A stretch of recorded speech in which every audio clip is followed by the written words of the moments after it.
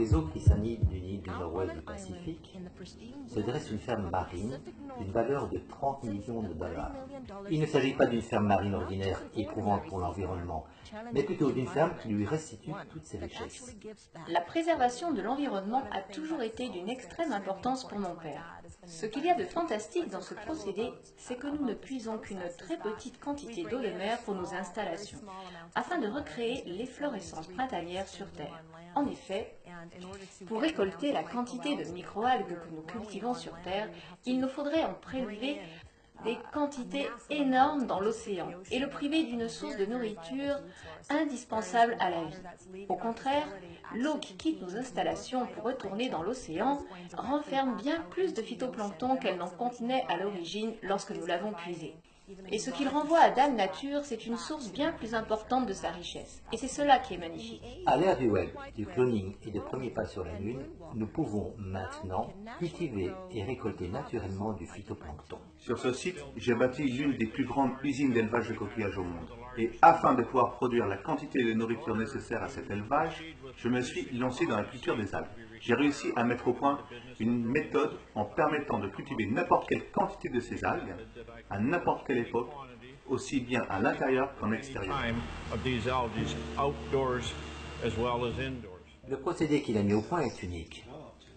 La grosse difficulté était de trouver comment cultiver ces organismes unicellulaires capables de photosynthèse, qui ressemblent à de minuscules plantes monocellulaires qui flottent dans l'eau. En résumé, comment faire pour les extraire de l'eau et en nourrir nos coquillages? Et c'est cela qu'il a mis au point, un procédé grâce auquel il est très rapide et facile d'extraire tous les nutriments de ces cellules. Le phytoplancton, de phyto qui veut dire lumière et plancton qui veut dire flottant ou en suspension, est comme nous le savons la base de la source de la vie. D'après la NASA, le phytoplancton fournit jusqu'à 90% de l'oxygène de notre atmosphère. Jusqu'à maintenant, avec ses milliers de plantes unicellulaires microscopiques dans l'océan, il a échappé aux hommes. Vous savez, je remercie le ciel de m'avoir choisi pour trouver ce produit, parce qu'il était vraiment insaisissable. Car aujourd'hui, il a échappé à la mainmise de l'homme, et maintenant que nous l'avons, je vais pouvoir aider un très grand nombre de gens. C'est en tout cas ce que j'espère. À travers l'histoire, la nécessité a toujours été mère de l'invention. Il s'était lancé dans la culture du phytoplancton pour nourrir ses coquillages. Alors que son entreprise prospérait, sa santé a commencé à se détériorer. Au début, je me disais qu'il travaillait peut-être trop, ou qu'il était fatigué, vous voyez. Mais il y a un an, on lui a finalement diagnostiqué une maladie très sérieuse. On m'a annoncé que j'étais atteint d'un cancer assez grave, même très grave et rare, qu'on appelle mésothéliome. On en ressent seulement 2000 cas par an en Amérique du Nord. Personne n'est survécu. Alors qu'il ne lui restait plus que 9 semaines, voire quelques mois à vivre, M. Harper a réalisé l'inimaginable. Je ne m'attendais pas à un pronostic aussi terrible. D'après les médecins, ses jours étaient vraiment comptés. Je dois dire que cela a été un coup terrible. J'ai essayé de mettre de l'ordre dans mes affaires, d'organiser mon après. En fait, on préparait tout pour que je puisse lentement m'acheminer vers la mort. J'ai dû aller au cimetière pour choisir l'emplacement de sa tombe. Et pour moi, cela a été une période vraiment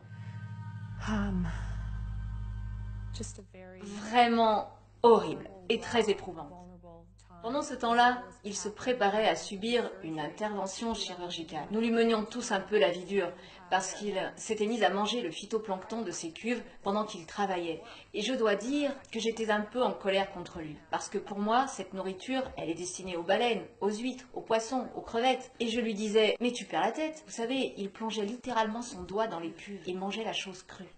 J'ai commencé à prendre chaque jour juste un peu de cette pâte que je mettais dans ma bouche et que je faisais descendre avec un verre d'eau, tout en continuant de travailler au quotidien du mieux que je pouvais.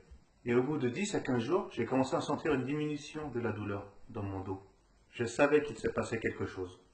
Donc j'ai continué à manger une demi-cuillère à café de cette pâte tous les jours. Je devais partir me faire opérer à Victoria, où ils allaient me faire ce qu'on appelle un traitement en talc. On prend de la poudre de talc de classe médicale que l'on introduit entre le poumon et la paroi pleurale. Et vous restez à l'hôpital pendant quelques jours. Cette intervention permet à vos poumons de fusionner et vous évite de vous noyer dans vos propres fluides que le corps ne cesse de fabriquer. Nous avons vu le chirurgien en chef sortir avec une expression très étrange sur le visage. Et j'ai dit à ma mère, « Oh mon Dieu, il est arrivé quelque chose. Papa est mort. » J'étais paniquée, je tremblais.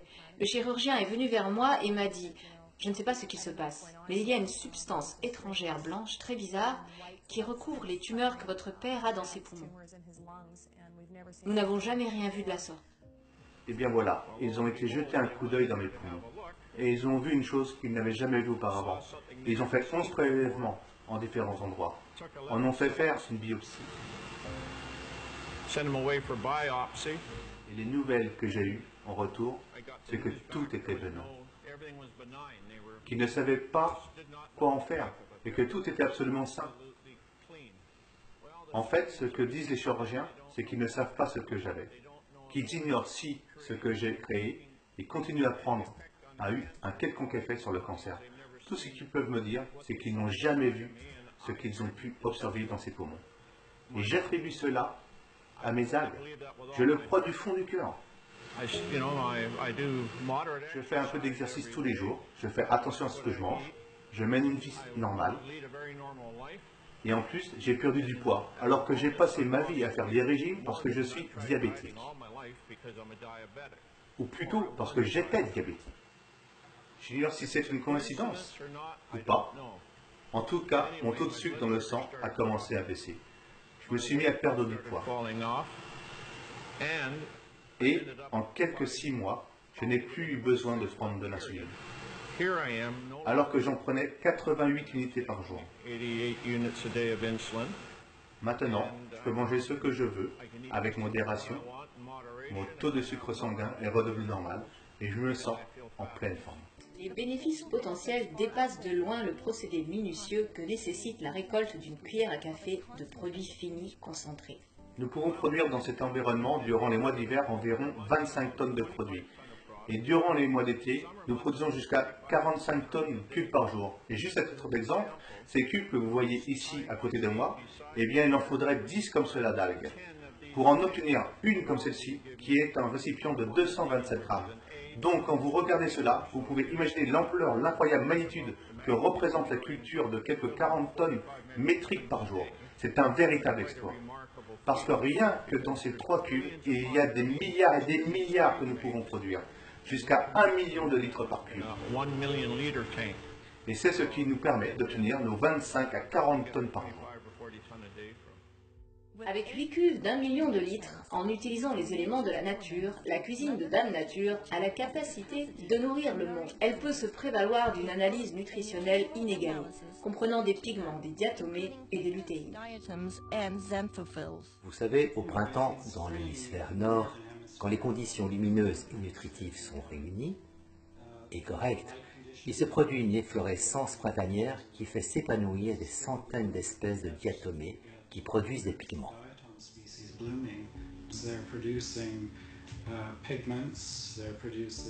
Avec, en complément, des acides aminés, des acides gras et des vitamines.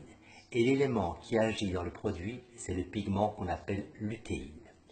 Et, dans le phytoplancton, il y a 2 vitéines qui me viennent immédiatement à l'esprit et qui présentent potentiellement de grands avantages. La fucoxanthine et la diadinoxanthine. Face à cette percée scientifique, rien d'étonnant à ce que des experts du monde entier cherchent à mettre la main sur le phytoplancton. Nous avons reçu des appels d'Asie, du Royaume-Uni, de nombreux appels des États-Unis et du Canada. Les gens ont entendu parler de cette découverte, soit par le bouche à oreille, soit au travers d'articles parus dans les journaux. La demande pour ce produit est énorme. Et il est très intéressant de recevoir des coups de fil de personnes du système médical ou de la médecine holistique, de gens qui prennent réellement position pour leur santé et qui cherchent quelque chose. Le monde frappe véritablement à notre porte pour demander le produit. Ils en entendent parler par leurs amis ou par ce genre de reportage et comprennent qu'il les aide dans presque chaque aspect de leur vie. Vous savez, il est très protecteur envers ce produit et il ne veut pas le confier à n'importe qui. C'est une chose à laquelle il tient beaucoup, qui est très chère à son cœur comme à celui de toute la famille. Malgré une telle demande, ceux qui participent à ce précieux produit embrassent la vision de la santé d'une façon totalement nouvelle. Je me souviens d'un très bon ami qui avait un problème de pellicule. Franchement, nous avions tout essayé. Approche nutritionnelle, approche émotionnelle, ostéopathie, kiné, vraiment tout. Un jour, il a débarqué dans mon bureau et il s'est littéralement penché en faisant ça. Il fait ça, je regarde et il n'y a rien. Je n'en revenais pas. C'est là qu'il m'a dit, eh bien, je me suis procuré ce truc qui s'est avéré être le phytoplancton. Alors je lui ai dit, et comment l'as-tu utilisé? Est-ce que tu l'as mis sur ta tête? Et il m'a répondu non, je l'ai juste avalé. Je lui ai demandé, et depuis combien de temps est-ce que tu le prends? Même pas une semaine et ses pellicules avaient complètement disparu. Quand j'ai vu ça, franchement, tout s'est éclairé. Parce que pour qu'un produit ingéré, pris en interne, puisse avoir de tels effets sur un problème externe, cela veut dire qu'il avait dû faire quelque chose d'extraordinaire à l'intérieur du corps. Chaque lot est soumis à un contrôle rigoureux qui en garantit la qualité. Oui, pour chaque lot que je teste, je cherche toujours à vérifier si un critère de qualité n'est pas à 100% optimum, car on doit s'assurer que toutes les espèces sont bénignes. Qu'il s'agisse de votre santé, de votre énergie, de votre pH ou tout simplement de votre force vitale, laissez le phytoplancton travailler avec votre corps, comme il travaille avec la planète Terre. Le phytoplancton avait des résultats tellement stupéfiants que j'ai dû me plonger dans les livres pour comprendre ce qu'il se passait. La première chose que j'ai pu observer, c'est que la plupart des gens constataient un changement étonnant au niveau de leur système musculaire. Par ailleurs, les gens avaient également remarqué qu'ils n'avaient pas faim et que leur taux de sucre sanguin avait changé. Et si l'on pousse l'étude au niveau cellulaire, quelle est la partie de la cellule qui a un effet sur le taux de sucre? Eh bien, si vous observez la cellule, il y a une partie qu'on appelle la mitochondrie. Et je pense, je ne peux pas le prouver, mais c'est logique. C'est simplement du bon sens et de dire que la résistance à l'insuline se produit parce que la cellule ne peut plus gérer le sucre.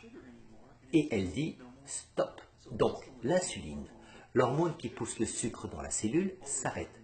Et tout à coup, la cellule n'en reçoit plus parce que si l'apport continuait, cela endommagerait complètement le producteur d'énergie de la cellule qu'on appelle le mitochondrie. Et si cela arrive, la cellule meurt. Parce que 90% de toutes les fonctions de la cellule reposent sur la mitochondrie pour produire une molécule d'énergie qu'on appelle l'ATP.